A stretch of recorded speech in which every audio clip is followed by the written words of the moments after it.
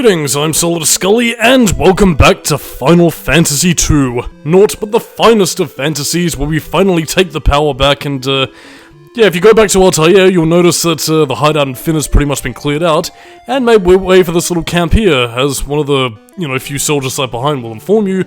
Yeah, now we're pretty much making an attack on Castle Fynn to take the power back, mon! Look at me, rude boy, take the power back from the Castellan. I don't know why the fuck I'm going Rastafarian on your asses, but, the 411 is basically that, yeah, we're taking back the castle, and now we're pretty much ready to strike. All our ducks are in a row, we've got pretty much all our forces amassed. Now it's time to make sure that, yeah, we retake the castle and, yeah, take it out of the Empire's hands. You're to be the heart of our attack. While we hold off the bulk of the Imperial forces at bay, you'll slip in and kill the Castellan.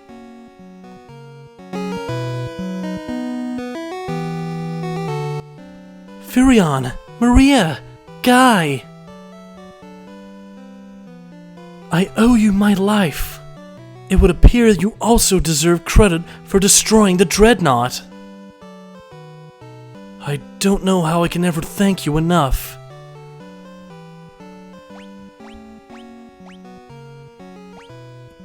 Do not fret, I am the true princess. What's this, Firion? I could swear you were blushing. Yes, I do apologize for, unfortunately not being born a woman, but, yeah, I can't exactly do a more convincing voice for, Maria, the princess, especially Layla, though. I mean, again, I'm really fucking certain that I couldn't do her justice. It's, yeah, I suppose that's pretty much, the way things are, really. As for anything else, though, as we continue on our way through to the realm of, Castle Fynn, yeah, the gates are now open and we can finally take the power back, mon. I don't know why I'm doing this voice, but there are chimeras inside there, mon. A Greek creature with a Jamaican voice. Okay, I'm gonna stop that now. But, yeah, Castle Fynn. Again, since this is also doubling as like a hub area part dungeon, yeah, again, it's kind of a weird little mishmash, although, then again, I suppose it does make sense. I mean, it is a castle, the hero's castle, evidently, so, yeah, it kinda does make sense to have at least remnants of that sort of design, but, yeah, the short and sweet of what we're really gonna be doing, I mean, if you want to just focus on the straight and narrow, you pretty much just, go up one floor. Actually, no, it was, 3 floors, actually. Whoop-de-doodle. Sorry, I'm an athlete, not a mathlete. Actually, both of those things are a lie. I used to be an athlete, but, I got too much into video games and stopped skateboarding. So, then I became a mathlete, except I wasn't that either, because, as you can no doubt tell, I'm still very poor at mathematics. So now, I just suck. But yeah, just go up 3 floors, confront the Castellan of the castle, and, yeah, that's pretty much all she wrote. In hindsight, I probably should have saved going after the treasure chest for a wee bit later, but, heck waste. Either way, I mean, again, you get to see what sort of monsters are inhabiting this castle. Kinda surprised they didn't go out of their way to show it, show, like, maybe a battle-damaged version versus, like, a, I don't know, maybe more like a, like a cleaned-up version, for lack of a better phrase. But, I mean, then again, I suppose, since, the Empire already had this under their control, wasn't exactly much of a need for the Emperor to destroy it, similar to what they did with, Altair, Fynn, Poft, and, Galtria, but, yeah, that's neither here nor there in this case. As for anything else, though, yeah, you do get some of the more powerful sorcerer enemies, chimeras obviously are in here as well, and, all manner of foul creatures that we must expel from the holiness of this castle. And, yeah, if you're wondering why my commentary is a wee bit on the fly today, it's, yeah, I think I can squeeze in one more part just before I have to go off and, do some shit, so, yeah, hopefully nothing interrupts this wonderful, wonderful day, otherwise I'll be recording this tomorrow. But we shall see, or rather you shall see, although, then again, the current recording schedule is, Jak and Daxter is nearing completion. Final Fantasy II is scheduled to begin, next week, maybe the week after, depending on how many parts I have left. So, yeah, not really too long before this is being posted on YouTube, and then you'll pretty much be seeing this in order anyway, in which case none of these scheduling issues will really matter one hill of beans to you. But yeah, knights, sorcerers, magicians, monsters. But yeah, a lot of your attack patterns don't really change too much, really. I mean, I guess with the addition of the Osmos and the sap abilities, you can end up making the, you know, the wizards and magician enemies really piss easy. So again, you drain their MP away from them and, well, now they're nothing to you. Especially the wizard enemies, because they can basically just try and go, I'll harm you with physical attacks that don't really work, although, yeah, I do believe if you sap their magic away, they do actually have a high chance of, sort of running away from you, so... yeah, you don't even have to use the fear spell. Just watch them run in fear of your might and awe. But, yeah, the trivia. She'd be running mighty low. So, yeah, I don't really have too much in terms of trivia to really, well, talk about here. But, again, I suppose I might as well expel one last bit of trivia. One from another cut race from Final Fantasy II that didn't make it into the final game, but would several years later in a Final Fantasy adventure. And this was a race known as the Shaug? Essentially, they were basically very powerful tree dwellers. I suppose if we could use a point of comparison, think maybe something similar to the Gottos from Final Fantasy X, which are like tree-human hybrid kind of things. I know there's a term for it. I think Dryad might be the typical fantasy term for it, but don't quote me on that. But yeah, they were in their role in the game basically would have been that, you know, if one were to die, the forest they lived in would become cursed and infertile for 7 years. The sprite of which was later reused for Dr. Bow Wow in Final Fantasy Adventure, so... yeah, that's a bit of an odd doc. Kind of an odd race, but again, I suppose it could have been cool to have seen how they would have played out. I suppose one area where they probably would have played was maybe like in a similar plot thread to, I guess the whole like sort of life spring and, you know, the wyverns being poisoned to die and what have you. But then again, I suppose with the whole wyvern plot points sort of being in there, yeah. Oh fuck, I should have done some voice acting for Layla, but, yeah, Layla's pretty much here to rejoin your party for the time being. Oh fuck, I'm sorry Layla, I'm sorry I didn't give you, that voice, but... then again, female voices, I can't do it. I'm sorry, puberty has ruined my vocal cords. And, you know, obviously the fact that I'm a dude also kind of stands in the way of, my womanhood. So, queashed. But I mean, again, as I said before, like, I mean, I am just sort of doing these, you know, voices, silly or no, to sort of illustrate the cutscenes in a way that, you know, most other people would have thought, oh, text, I can't read that. Boring plot hole. And so, as a result, I'm just sort of reading out to the viewers to sort of pump it up a little bit more. But, yeah, I guess that's sort of, you know, something to be said about RPGs as a bit of a genre, really. It's, well, again, if you like reading, you'll be sound as a pound, and if you don't, well, again, I don't want to be so spurious and say that, you know, audiences of today couldn't really get into it. You know, even though I do suspect that there is a bit of a literacy problem among, well, more than a few of, you know, the current generation children that I hate with every fibre of my being, but, again, don't want to assume everyone is like that. I mean, every generation has their fucking Darwin Awards contenders, and, you know, there might not have been an internet around to record it, but I guarantee you there were just as many dumb fucks waiting for, you know, Charles Darwin's sniper rifle as there were in today's generation. It's all just a matter of perspective and where you look. But in any case, so, yeah, that's real world shit that's neither here nor there in this case. As we continue to make our way through Death Flowers in our Castle of Fynn and the zombies. The last time we were here, you killed me, but no longer, for you have been turned into a toad by our sassy pirate queen Layla.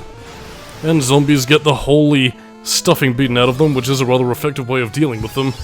But yeah, holy, fire, cure, whatever's your poison, because that which cures can kill. Yes, they can kill the dead to ensure they go from mostly dead to fully dead. Not a re-dead, but fully dead. But yeah, again, as I also mentioned beforehand, and I think something that we do start to get a little bit more of at this stage, you do eventually get weapons that are, well, again, items that look like weapons but are actually items to be used in battle. So, like, for example, you get something called like the major stuff, which, again, casts like level 6 lightning on an enemy? An enemy! But yeah, basically, you get items that cast certain spells, like, for example, staff that casts lightning, you know, tomes that, you know, cast whatever magic they say on the tin. That's, pretty much, I mean, some are one-use items, others, you can pretty much use and repeat ad nauseum. But yeah, I mean, again, unless, of course, you're looking to utilize a spell that you can't be arsed leveling up, yeah, not really too worth it. Honestly, it's more preferable for you to go out of your way to sort of level them up, all on your own and just sort of, well, take it from there, really. Yeah, we were in this room earlier, but we don't exactly need to be here right now. I'm only really showing off this new encounter because, new enemies we haven't really seen yet, even though we sort of have. A gigantic brain, and a parasite, and a partridge, and a pear tree. But, Christmas is long since over now. Actually, so was Valentine's Day for that matter, although then again it is also saying something, because I have also started seeing, you know, sales for Easter eggs going, and at time of recording it's only February 24th.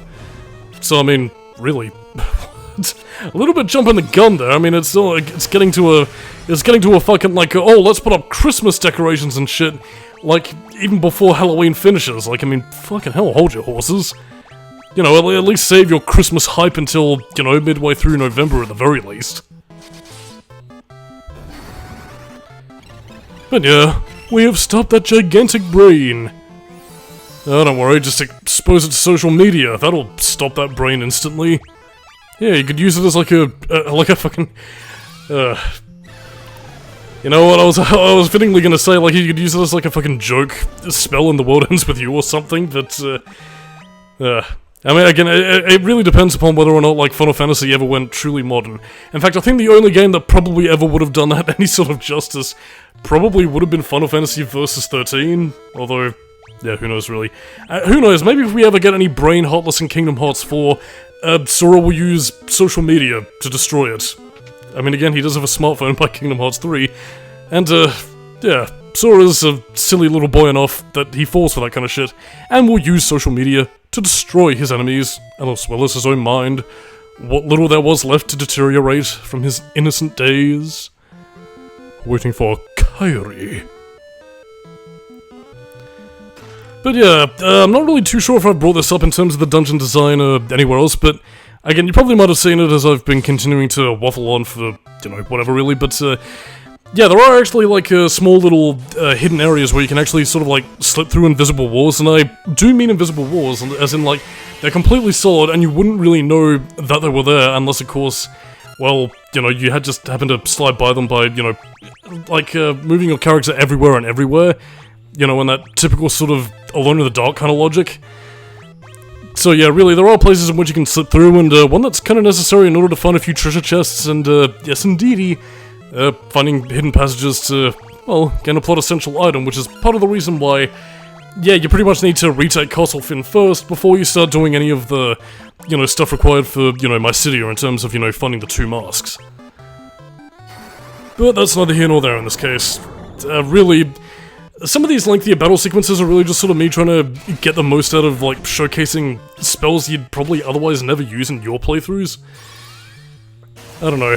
I mean, again, it is a bit of a concerted effort for me in my playthroughs, because something, well, again, I mean, not exactly the game I think I'm going to be recording next. I'm kind of sort of reorganizing the schedule a little bit, but yeah, I mean, I was in the middle of recording Devil May Cry 3, you know, a couple of nights ago, and oh boy, I'm starting to see the reason why I found the gameplay to be a bit lacking compared to, you know, the first 2 games, in the sense that, holy shit, some of the weapons, while they might be familiar to Devil May Cry 1, they were either extremely nerfed for the sake of gameplay balance, or, like, fucking oath, they were just kind of paltrier versions of past weaponry skills. But again, I do still do my diligent duty to show them off, but, you know, I'm still sticking with pretty much my basic loadout that you pretty much have from the beginning of the game, which isn't exactly a very encouraging sign for that game, but again, you know what, negativity to DMC3, raked over the coals, lynched by the fanbase, who were only like fucking, what, 6 when that game came out? Christ. When did I get so cynical? Where did I get this anger? Where did I get this hate? Well, it comes with age, really. After all, teenage angst had paid off well, and now I'm bored and old. Well, I mean, if she floats, then she is not a witch like we had thought. Who serves the servants? Oh no. Why am I referencing random Nirvana songs? I have no idea, but there is some wisdom to be obtained from Kurt Corbin's random epithets and lyrical musings.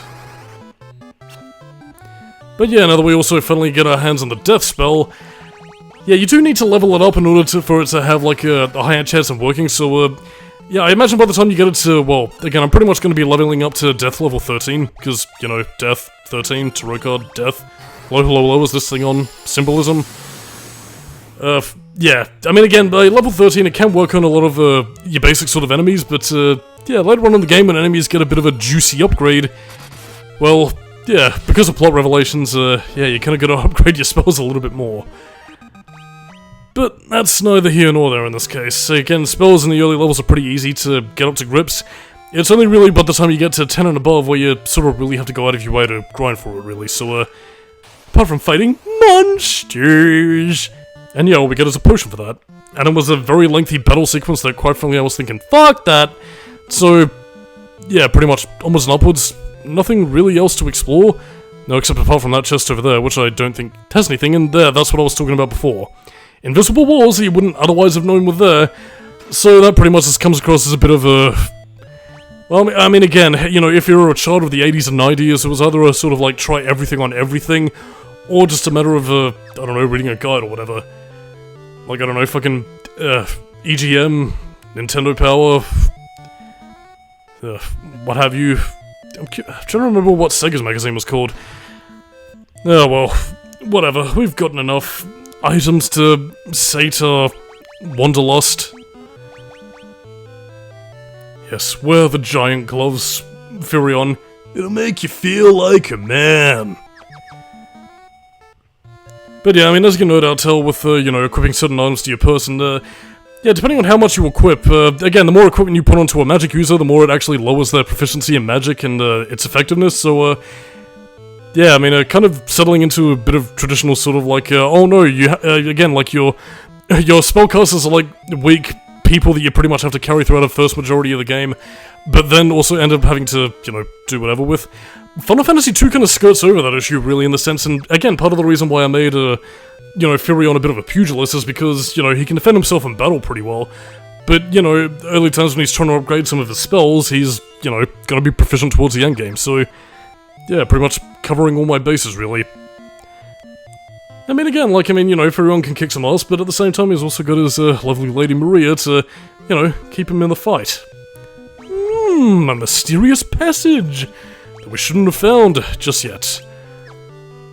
Could it be that I've played this game before? Or could it be that I was thinking 2 steps ahead towards something we didn't really need to get to until a wee bit later, really? Oh well, just sort of exploring around for any more hidden passageways, and apart from playing like a brief little game of I am King Firion, yeah, let's talk to the Castellan. Rebels? Here? Where are my soldiers? No, it cannot be. This was all a trap.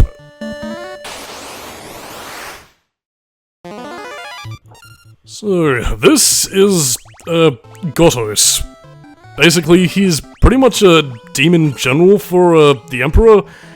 Again, this is pretty much like a regular species in Hell, actually, so, like, I mean, the fact that this guy is pretty much the Castellan doesn't really speak highly for how much the Empire really gave a shit about Fynn, apart from, well, I mean, I guess sort of just rubbing, the princess's nose in it with a bit of a whole no, we took over your kingdom and I'm leaving like a lowly demon as its general of the castle. But, well, I mean, then again, I mean, we have seen plenty of monsters around before. I mean, even in the beginning of the game, if, you know, the PS1 intro is to be believed, like, I mean, we do still see, Death Riders walking the area with, you know, them rising up after Firion, you know, stabbed him in the neck with his knives, so... yeah, not really too much else to say, really. Then again, I suppose this guy being a lowly demon is also probably wondering if the Emperor betrayed him, but, no.